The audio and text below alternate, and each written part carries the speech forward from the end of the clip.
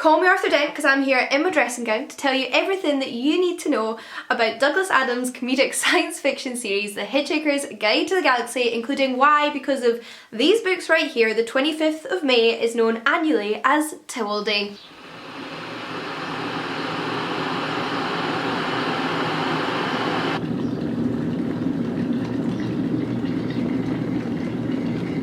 Happy Towel Day, or whenever you're watching this, but if it is the 25th of May, then it's officially Towel Day. And not just any Towel Day, it's the 42nd Towel Day, by which I mean the 42nd anniversary of the release of the original Hitchhiker's Guide to the Galaxy radio show. Why that number is so significant we'll get to shortly, but if you're not already aware, then the reason that every year Hitchhiker's Guide to the Galaxy fans around the world come together to celebrate Towel Day on the 25th of May is because, according to the Hitchhiker's Guide to the Galaxy, the book within the book, a towel is one of the most essential items any intergalactic hitchhiker can have on them. Why is that? Well, this is what the Hitchhiker's Guide to the Galaxy tells us. A towel, it says, is about the most massively useful thing an interstellar hitchhiker can have. Partly, it has great practical value. You can wrap it around you for warmth as you bound across the cold moons of Jaglan Beta. You can lie on it on the brilliant marble-sanded beaches of Santraganus 5,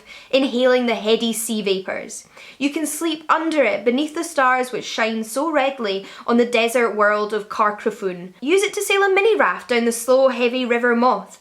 Wet it for use in hand-to-hand combat. Wrap it round your head to ward off noxious fumes, or avoid the gaze of the ravenous bug-blatter beast of Tral. Such a mind-bogglingly stupid animal, it assumes that if you can't see it, it can't see you. Daft as a brush, but very ravenous. You can wave your towel in emergencies as a distress signal, and of course, dry yourself off with it when it still seems to be clean enough. Well, now that I've got my towel, I can tell you a little bit more about the Hitchhiker's Guide to the Galaxy series itself for those of you who are utterly confused at this point in the video. In 1978, the comic genius that was Douglas Adams wrote an original radio script titled The Hitchhiker's Guide to the Galaxy, and 2020 marks the 42nd year since the show first aired on BBC Radio. The story itself, which follows the hapless human Arthur Dent as he travels the universe with his best and alien friend Ford Prefect, took hold of so many imaginations that the following year Douglas Adams turned his radio script into a novel. But one book full of paranoid androids and bad alien poetry was not enough,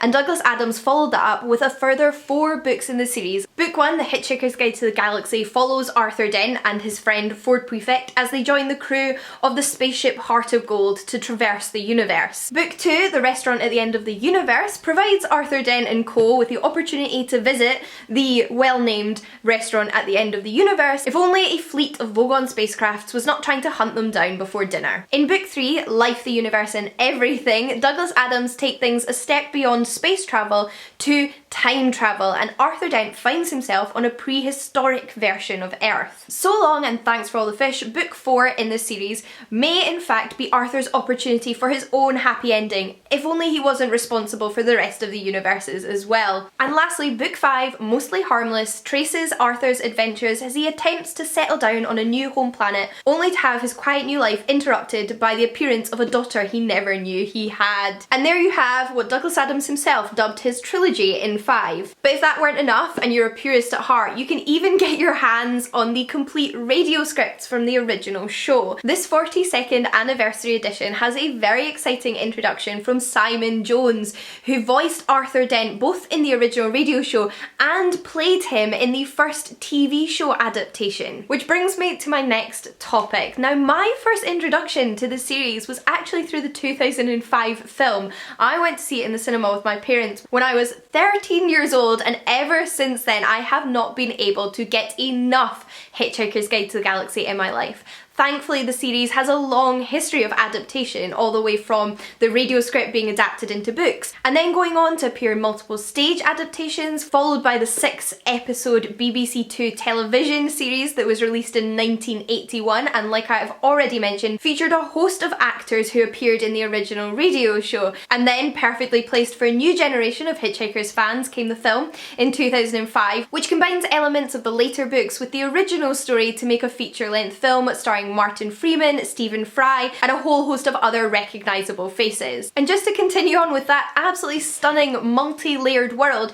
both Stephen Fry and Martin Freeman are actually responsible for narrating the audiobook adaptations of the 5 novels. And what makes all these adaptations all the better is that each one introduces new layers to the universe. When Douglas Adams adapted his radio show for novel form, he changed certain elements. He was also involved in writing both the script for the TV show and the film, and each time he tweaked his characters and storylines ever so slightly, so anyone being introduced to this wonderful world of science fiction comedy has so many opportunities to enjoy new twists and turns to the stories with Douglas Adams' stamp of approval. And there's even talk of a new adaptation coming in 2021 on the streaming service Hulu, so I know I for one will be there ready to compare. But now you know a little bit more about what the series is about, I'm gonna let you in on a little secret. What exactly is the meaning of 42? And why do Hitchhiker's fans care so much that 2020 is the 42nd anniversary of this incredible series? Well, even if you've never listened, seen, or read this series, then you may still have encountered somebody making the joke that the answer to life, the universe, and everything is 42. This tidbit stems from the very beginning of the series. When Arthur Dent and Ford Prefect find themselves in the crew of the Heartship Space of Gold, it turns out that the alien Zaphod Beeblebrox in charge of flying this ship is on a mission himself, and that's to learn the answer to the ultimate question of life, the universe, and everything. Many years ago, an alien race built a supercomputer called Deep Thought. Deep Thought's sole purpose was to calculate this answer, the answer to the question of life, the universe, and everything. However, no one ever learned what Deep Thought came up with, and Zaphod for one is unsatisfied with that conclusion. So the unwitting adventurers find themselves face to face with this alien computer who has the answer. And the answer is 42. Just like listeners and readers were at the time, and I'm sure you are now, Arthur, Ford, Zaphod and Trillian were all utterly confused. What on earth could that mean? How could 42 be the answer to the question of life, the universe and everything? Well, as Deep Thought poignantly informs them, that's not a question at all. And until they know the question of life, the universe and everything, they will never truly understand the answer. Luckily for you and I, Arthur and Co do discover what that question is in later books, but I won't give the answer away so that you can enjoy the discovery for yourself. Now hopefully with a little bit of a better understanding of Douglas Adams' comedic science fiction world, you'll feel a little bit more comfortable jumping in at the deep end. And remember, no matter where you decide to start your Hitchhiker's Guide to the Galaxy adventure, there's one thing that's printed on every single copy of the Hitchhiker's Guide to the Galaxy in bright, bold red letters, and that is, don't panic. So have a cup of tea, make sure you've got your towel, and enjoy the journey.